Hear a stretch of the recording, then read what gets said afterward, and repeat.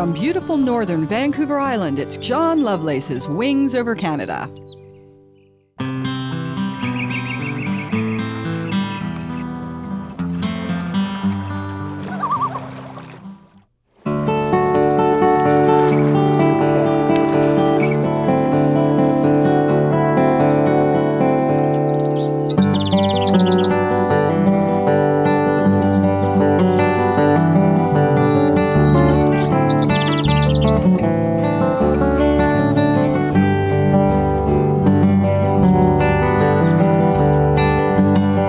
Typically, the day dawns up here with a low-lying fog that hangs over the cool water of the inlet.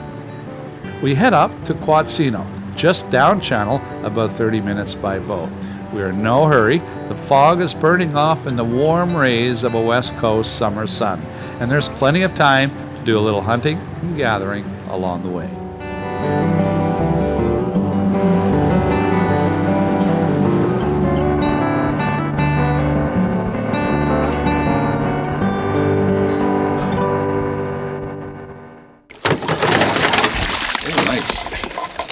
Got a couple of keepers, so you can only keep the males, eh? Okay, there you go. That's a female. Yeah. That's her eggshell. Right. So they go in. Female. Another female. I hope these big ones are males. Those are dinner. These are the dinner? Female. That's a male. Yeah. See that shape? But he's undersized. Right. Just a little bit. We get him Good. half a year from him. You'll come back and get him That's next year. That's a male. But he's good enough. And he's good enough, and the thing is, you pinch this one, Yeah. and if it's hard shell, Right. it's full of meat. If it's a soft shell, he's just got a new shell, Yeah. then he's no good. You know? Yeah. Now there's a bigger male. Oh, that's a nice one. Let's see, he's a little softer. Yeah. That means he's only had this shell for about 2-3 months. Yeah. It takes him about 6 months to fill the shell up with Right. meat. So he's But that's good dinner one too. good dinner one. For a minute there, I thought I'd throw it away. That's a small male, Yeah. but that's too small. undersized. Too small. And that's the big daddy. And it's a male. That's a male. Good. He's lost one fight. He So said, he's grown another oh, look pincher at that. back. It's growing another one. Yeah, Small. yeah. Yeah. But good. Good. They got to for be food. 6 and on inches. I'm in the inches scale. Yeah. Let's talk about how there's nobody up here and how you, right, there's not a whole lot of people up here.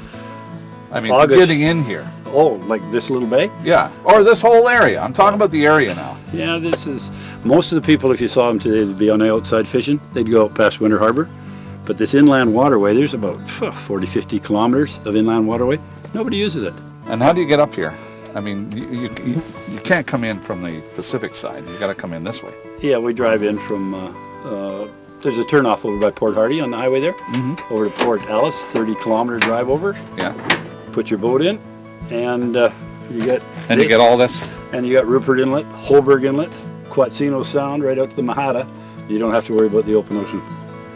Something I want to chase down, some history. Okay. Let's go up there.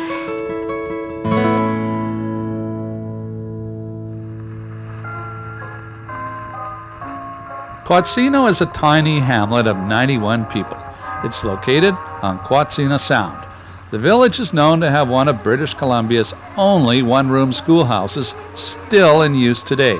It's a 2-story wooden building built in 1935. The area grew as resources were developed, and it boasted numerous mines, canneries, a general store, rental cabins, a hotel, and even a saloon.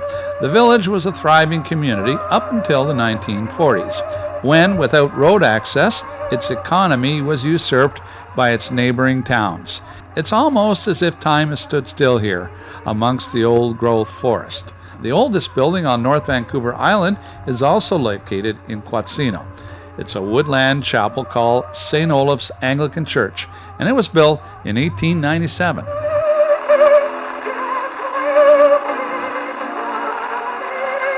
Okay, so what would it have been like in the 20s here?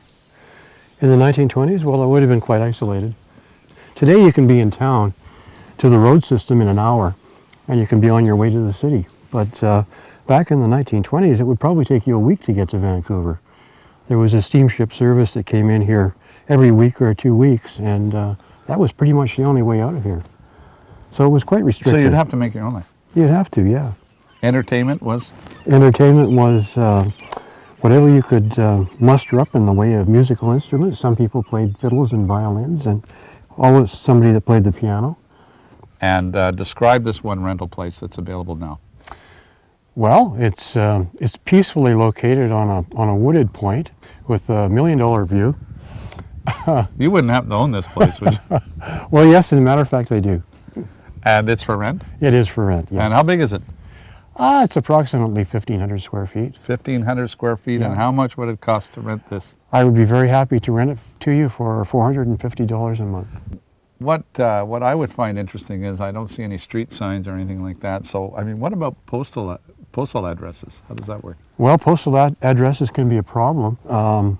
Consequently, most people here made up their own. They're mostly box numbers, but rather than being designated one, we've just decided what number we wanted to be. And What one did you take? I took box 28.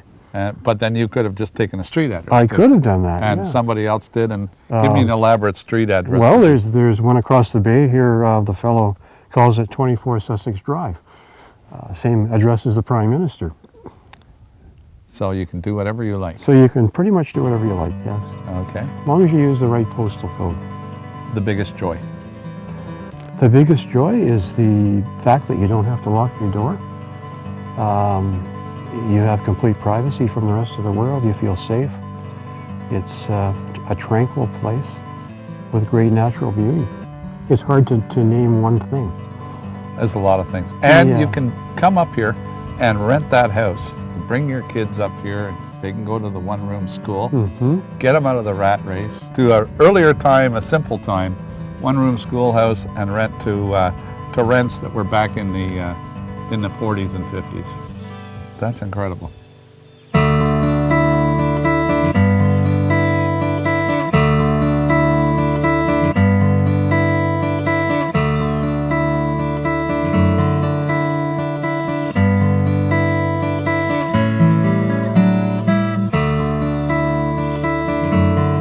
The residents of Port Alice shared life in a community which was isolated from the rest of the province. But now, with a paved highway and tourists discovering this Shangri-La, the dynamics have changed forever. Are the changes for the better? Well, that depends on who you talk to. But here's a hint. If you're looking for a retirement home in this area, either to buy or to rent, you'd better do it now. I'm John Lovelace, and thanks for watching Wings Over Canada.